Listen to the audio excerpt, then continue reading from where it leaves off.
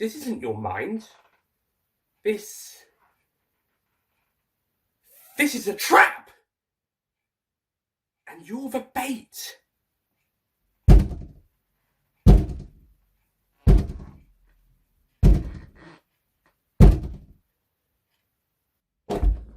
Here's Johnny!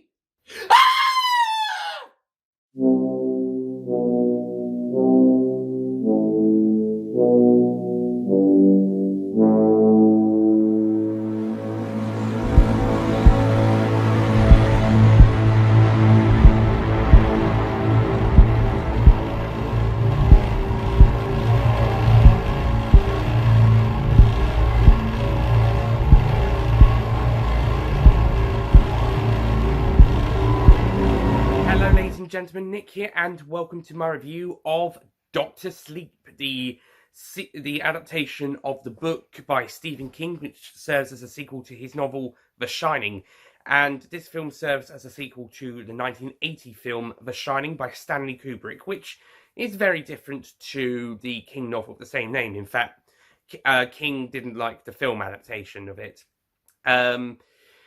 I think this film, Doctor Sleep, does try to do a balance between King's work and The Shining, the Kubrick film, kind of do a balance, so maybe being a more faithful adaptation to Doctor Sleep. Maybe not directly faithful, but more faithful, but also tying it in with Kubrick's Shining.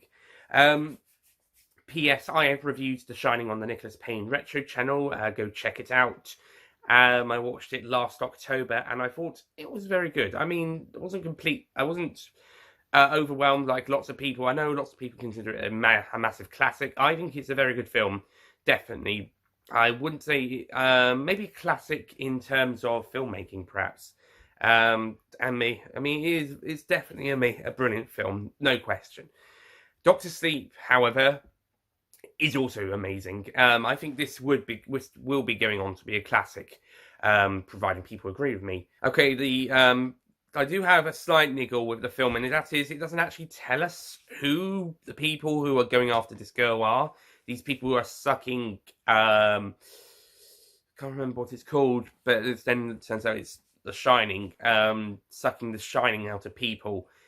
I'm not sure who they are. It's not really explained in the film. Maybe in the book, I'm not sure, but it's not really explained. But that's really my only niggle. And also sometimes it can be a little bit of a long one, but it's not too slow. It's actually paced pretty well. The film is 2.5 hours, which is around the similar length of The Shining, although in the UK and most of Europe, in fact all of Europe, I think, we only have the 2-hour cut of The Shining for some reason. So I'm not sure why, but this film is around the same length of the original film, and I think the pacing's a bit better. I think it's got a bit more pacing, and I think the story also really works as it is. The basic plot is that these people, led by Rebecca Ferguson, as a character called Rose, or Rosie, are finding shining people and, well, children, and kind of sucking the shining out of them, and then causing them to be scared. Their pain and their fear feeds them, and then they kill them. And then these kids go missing. They also recruit other psychical, powerful people into their ranks, such as this girl, this teenage girl that they get into their ranks. I also have to say that this storyline with her actually doesn't go anywhere. She joins them. We get to see, I suppose it shows us how they recruit other people into their elite, I guess, into their group. However, this girl doesn't really get much to do apart from killing the friend of Danny Torrance in the scene where there's the shootout between them. I think if she was perhaps at the very end with Rose, then I think it would have made a lot of sense to have that character. But she's just another one of these people in the end. But in the end, she's just another one of these people. We just got to see her being transformed, join the group. I think she should have had a bit more of an involvement. Again, I don't have an awful lot of criticisms for this film, just a few, and I think I've got most of what I needed to criticize out of the way. Anyways, these people are looking for um, for them and for the shining people and to suck the life out. However, a girl about, I guess, about 13 years, because it's the film's, because we opened in 2011 with Danny sorting himself out, Danny Torrance from the first film, and at the same time we got this girl who's having a party and she can do magic as well. And it turns out it's shining, and then we come to 80 years later. So I'm guessing she was about 5 there, I think. So I'm guessing she's about 13 here. So I'm guessing 13. She detects these people killing another shining guy and asks for Dan's help. By the way, I think they sort of had some sort of connection for 8 years, but they didn't really talk that much in the first 8 years, and now all of a sudden she's getting chatty. Well, because there's been a murder. And I love how Revram, from the words from the first film, they bash their way through the chalkboard wall, so that Danny can see the consequences of what's going on. Eventually, they have to then try and stop these people from absorbing all this energy, all the shining stuff, and stop them. However, there is casualties along the way, and eventually they go to the Overlook Hotel from The Shining to eventually get rid of Rose. And I suppose it also comes full circle for Danny. Of course, the Overlook Hotel is also ready and waiting to strike back again, because it's the Overlook Hotel. Does it need a reason to go after them? It's worth also noting that because after the events of The Shining, these creatures and people from the Overlook have been trying to get to Danny, and trying to get him. However, apparently in this film it's established that people who have died, but if they've got shining, they still go on in people's minds. So, can't remember his name, but the black guy, sorry, from The Shining. It's can't remember his name, but he's the other guy. He apparently survives in the book and in the TV series adaptation, but in the film he's killed. Because this is the follow-up to The Shining, the 1980 film, then he's kind of in the head. It's kind of a sort of a ghost thing that they still go on for these guys. So he teaches Danny how to lock these creatures away, and they get them trapped. Of course, he's got to release them when confronting Rose at the very end. And sadly, Danny does die at the very end as well, as he's got to burn the hotel down, which is probably similar to the ending of the original Shining book, to be honest. And we do get to see that Ava, the girl, has to go and recapture all these creatures as well. Probably, I'm sure Danny taught her how to lock them in the box. I like how they've written the character of Danny's, how King basically made him sort of like Jack, his father. He's a bit of an alcoholic. He's doing some rough stuff. He's in a rough place, doing some rough time, but he's trying to get over it. However, the difference is Danny actually does manage to get over it long enough, and thankfully doesn't go to a psychotic hotel that wants him to try and kill his family. So he's able to get over it, and now he's able to help this girl, an even more powerful Shiner, to escape the people. And I think that's all done really well, and Ewan McGregor does a fantastic job as Danny Torrance. Similarly, Rebecca Ferguson is pitch perfect as Rose. She does an amazing performance. She's so great. And the girl who plays Ava, she's also cast brilliantly.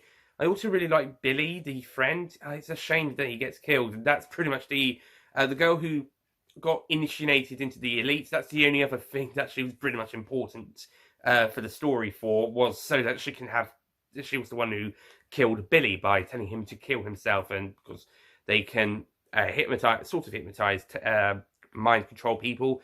He does, sadly, and also Ava's father is killed as well. Thankfully, her mother's alive, so she's not an orphan. And as for the Overlook Hotel, because it technically is its own character, it looks very different to what it was in the first film. In the new scene, in the 2019 scenes, it's set in parts of the film is set in 1980, where we see a kill by Rose and her gang, and we also see the repercussions of the events of The Shining, which is where Danny's getting his all this box stuff, and we actually got a pretty good new Wendy cast as well, by the way. Not sure if we got a new Jack cast for when he turns up at the end, spoiler alert, or if Jack Nicholson himself returned to the role. If that would be amazing. I'm also not sure if they recreated all of the scenes from The Shining, or if there was some reuse of footage from the film later on. I think earlier on it's new scenes. Some really good camera work in both films, by the way, when following Danny on the tricycle. Yeah, it'd be cool if there was some older shots, but if they were brand new scenes, then that's really cool and great to have. And speaking of cinematography, my God, the cinematography is so beautiful in this film.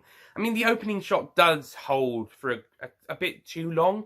I think they could have cut half of that opening shot, but it's the cinematography in this film is so amazing and just so good, and the editing is also really handled super good. It's no quick, fast-paced editing, no fast-paced shaky cam, apart from maybe, and no fast-paced shaky cam or not going all over the place. You can't tell what's going on. Probably the fastest thing it does is if it was chasing anybody through that maze again, just like in the first film. No, just like in The Shining, this film knows how to visually show the audience its story.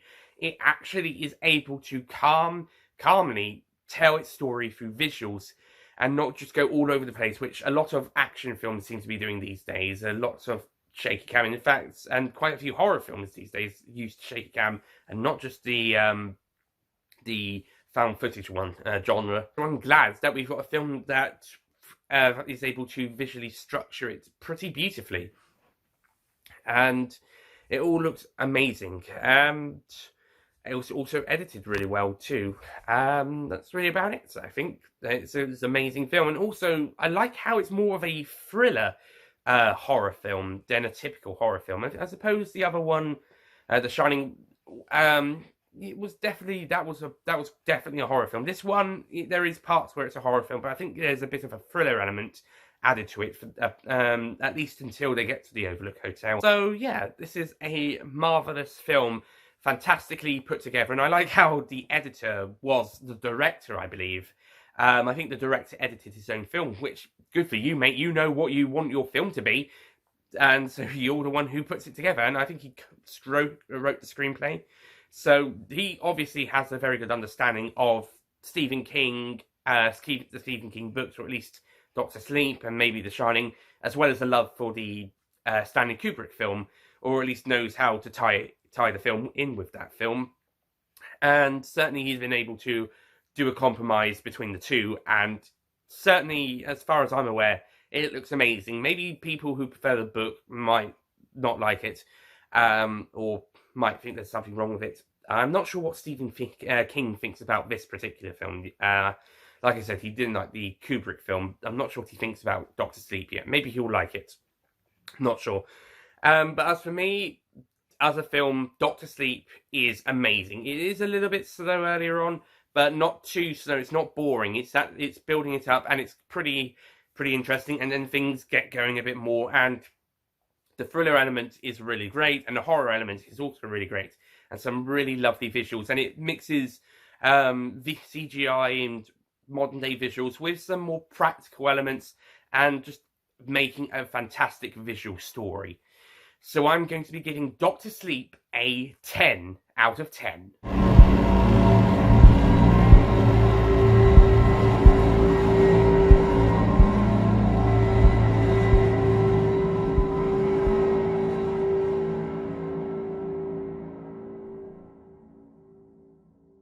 Yeah, this film is just a visual masterpiece, and the story works on so many levels, and the characters and the actors just do amazing jobs, and the director, writer, screenplay writer and editor, they they did a fantastic job, and everyone involved has done an amazing job here. It might be a little bit too long. Maybe they could have cut it down by 2 minutes and make it an hour and a half. So 2.5 hours exactly. I think it's 2 hours and 32 minutes. I think it's 152 minutes, so it's 2 hours and 32. I think they could have maybe cut it down to 2 hours 30 exactly. But it's still an amazing film, and they did an amazing job. And a lovely homage to The Shining as well, especially at the very end and also at the start. So lovely pieces of homaging to The Shining. I also love how Dr. Sleep, I believe that is, I'm guessing that is the nickname that they give to Danny as he sits beside people at the hospital in the place he's staying, and he kind of talks to them before they die. That's not really explained in the film, but I suppose that's what you could say that happens. Maybe the book does explain it, and who the people who are sucking the shining out of people are. But in the film, they don't really say, but it's not much of a major drawback. Right, well, that's it from me. Thank you for watching. I'll see you guys next time, hopefully in a few weeks' time with Frozen 2. Fingers crossed. Well, the next film review on this channel will be X-Men Days of Future Past. But for new 2019 cinema releases, hopefully Frozen 2 will be the next one. I'm hoping, fingers crossed, and I'm very looking forward to that one. Second most anticipated movie of 2019 after Star Wars Episode 9, although only second by a millimeter. Star Wars Episode 9 is my number one most anticipated movie of the rest of the year by a millimeter over Frozen 2. There's a millimeter percent apart. So, yeah, I'm excited for Frozen 2. Okay, that's it from me. Thank you for watching. I'll see you guys next time. Goodbye.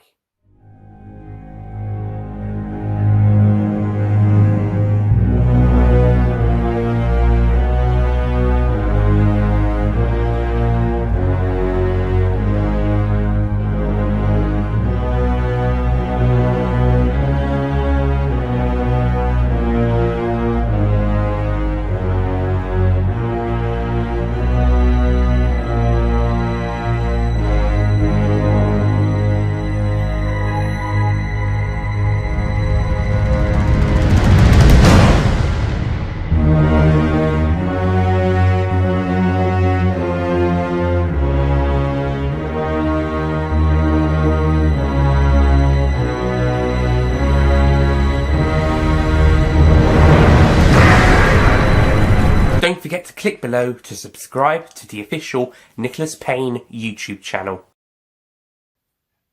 Gave you all that time before we started, and you had to go now.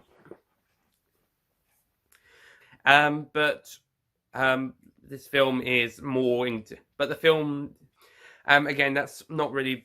Again, hang on.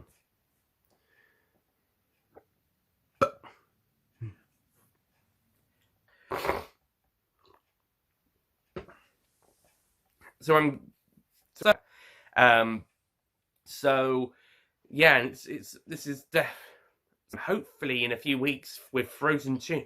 Hopefully see you guys next time. Goodbye. Well, the next review on the channel will be X-Men Days of Future Past, but for new film releases, hopefully in a few weeks, Frozen 2. Okay, so that's it for me. Thank you for watching, and I'll see you guys for the next review on this. This isn't your memory. This is a trap. Shit. This isn't your memory. This...